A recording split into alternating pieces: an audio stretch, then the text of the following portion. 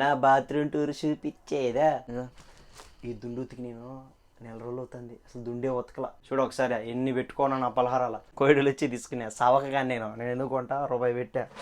బయట కాదు పేపర్ తీసుకుని అట్లా తుడుచుకుంటారు, నీళ్లు కూడా పెట్టుకోరు నాయన, దారుణం అసలుకి. ఆ పేపర్ తుడిచిన తర్వాత చాలామంది నా రూమ్ టూర్ అంటున్నారు కదా, అదో నా రూమ్ టూర్ చూపించారండి. అదో టెట్టడే టెట్టడే, ఇదే నా రూము. ఓకే, ఫస్ట్ ఎక్కడి నుంచి స్టార్ట్ చేద్దాం చెప్పా? పిచ్చి కానీ స్టార్ట్ చేద్దాం. అంతా ఫ్రిడ్జ్లో ఏం పెట్టుకుంటారా, తినేటి పండ్లంట పలహారాలంట ఇన్ని పెట్టుకుంటారో. నేనైతే ఏం పెట్టుకోను అబ్బా. చూడు ఒకసారి ఎన్ని పెట్టుకోను నా పలహారాల. సప్పాయిగా ఉన్నాయి పలహారాలు, ఏమి లేవు. చూడా కొత్త గ్లాసు నాదే, మజ్జిగ డబ్బా ఉన్నది, అంతే, ఇంకేం లేవు. నేనేం పెట్టుకోను. ఎందుకంటే ఏం అవసరం ఉన్నా మనకు, మహా అంటే నీళ్ళు తాగుతాము, ఏమన్నా పండ్లు తిందామంటే మనకు రెడీమేడ్గా దొరుకుతాయి. మనకు అంత అవసరం లేదు ఫ్రిడ్జ్లో పెట్టుకునే. ఇంక ఏసీ చూడు బ్రో, బ్రో ఏడనే మా నాయన కాలం ఏసీలో బతికినా చూడ, చల్లగా మునుకోవచ్చు. మెయిన్ కోవిడ్లో ఏంటంటే అసలు ఏసీ లేదంటే అసలు ఉండలేం మనం, తెలుసా మీకు ఆ విషయం? నా బెడ్ చూపించాను, నా బెడ్ చూపించి తిట్టుకోకూడదు. మీరు చెప్తారా ఏంద్రా ఇంత రోత రాయాలో అని చెప్పి తిట్టుకోకూడదు. చూడ ఇది నా బెడ్, అరాచకం అసలుకి. చూడ మీకు నా కబెడ్ ఓపెన్ చేసి చూపించా చూడండి. బంగారం వజ్రం తొక్క ఏం లేదు దాంట్లో, దాని లోపల ఏం లేదు. చూడ ఇది ఒక సెంటా, బాగా చూడండి గమనించాయి. ఇది ఒక సెంటు, ఇదొక సెంటు, మొత్తం ఎన్ని సెంట్ల? 3 సెంట్లు. ఇంకొక 4 ముచ్చట ఈ సెంటు చూపించేదా, ఇది ఒకటి అత్తర్ సెంటు. బల్లే వచ్చదు వాసన, 1200 రూపాయలు ఇది. ఈ సెంట్లన్నీ నేను కొనలా, కోయిడలు వచ్చి తీసుకున్నా సవకగా. నేను ఎందుకు కొంటా, రూపాయి పెట్టా. ఈ బుక్ గురించి చెప్తా చూడు మీకు. నేను ఎందుకు ఈ బుక్ ఇటు పెట్టుకానంటే, ఇది నా ఇంటర్ ఫస్ట్ ఇయర్ బుక్. ఇది ఇక్కడ నా అక్షరాలు చూడ ఎలా ఉంటాయా, బీభత్సంగా ఉంటాయి. ఈ బుక్కులన్నీ మా ఇంటికాడ ఉండేటి, మా ముసలి చచ్చిపోక ముందు బుక్కులన్నీ అమ్మేసింది ఈ అమ్మ, మా అవ్వ అన్నీ అమ్మేసింది.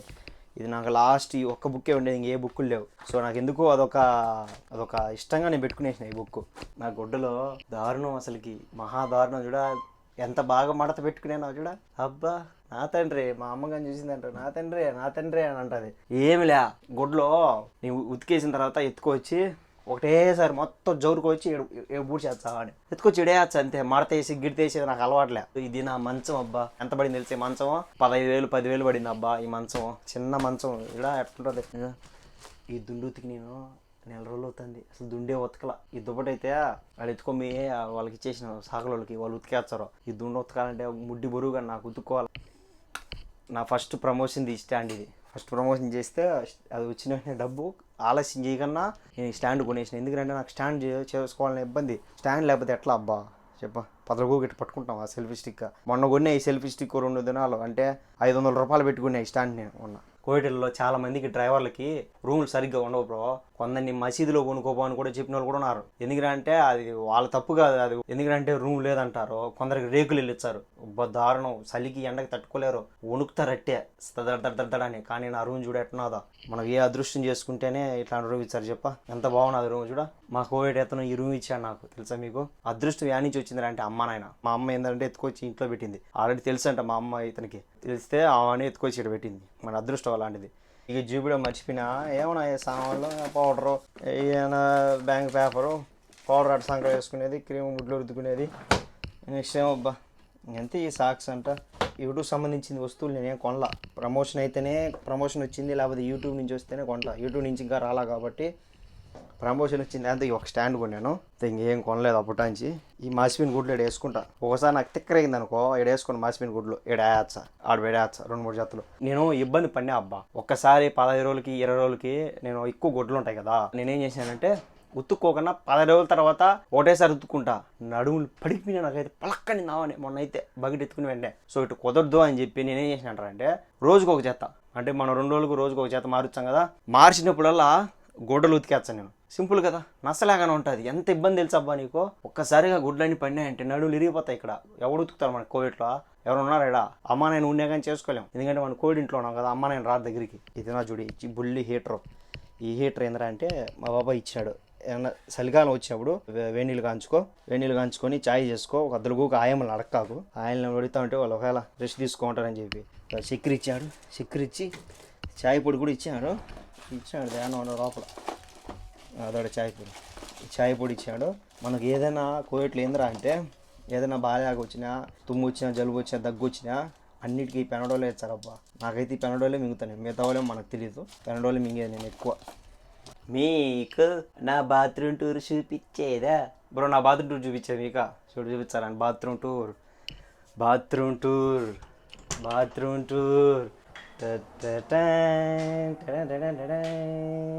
ఎలా ఉన్నది బ్రో నా బాత్రూమ్? బాగున్నదా? ఇది హీటర్ అబ్బా, ఇది హీటర్. ఓకేనా?